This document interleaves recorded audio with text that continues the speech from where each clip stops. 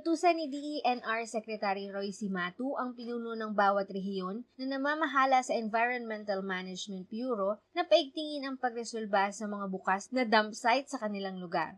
Aniya, nasa Republic Act 9003 o Ecological Solid Waste Management Act of 2000 na hindi maaari ang mga bukas na dump sites.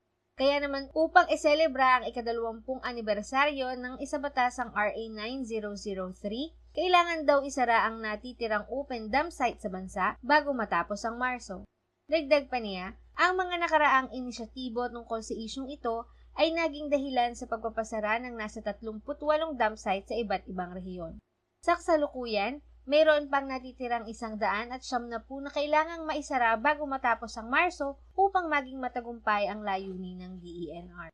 Ayon naman kay Undersecretary Benny Antiporda, binibigyan nila ng sapat na panahon ang mga lokal na pamahalaan upang ayusin ang pamamahala ng mga basura sa kanilang mga bayan. Ayon pa sa DENR, maaaring gumawa ng clustered sanitary landfill kung walang kapasidad ang isang bayan para dito. Nais din ng DENR na gawing mas masigasig pa ang promosyon ng paghihiwa-hiwalay ng mga basura at ang mas maayos na sistema sa pangolekta ng mga ito.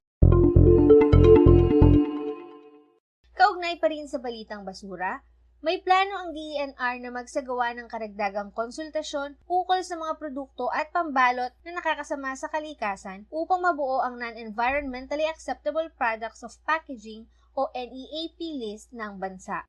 Ang inisyatibong ito ay kaugnay pa rin sa nasusulat sa RA 9003. Sa Lunes ay itinakda ang isang pampublikong konsultasyon upang malaman ng DENR ang pananaw ng iba't ibang institusyon para maisaayos ang manufacturing at packaging system upang mabawasan ang mga basura. Maaalalang tinukoy sa nakaraang pampublikong konsultasyon noong 1 linggo ang paunang listahan ng mga single-use plastics na isasama sa NEAP list. Inaasahan na ang mga pampublikong konsultasyon ay makakatulong upang makagawa ng pinal na listahan ng mga NEAP.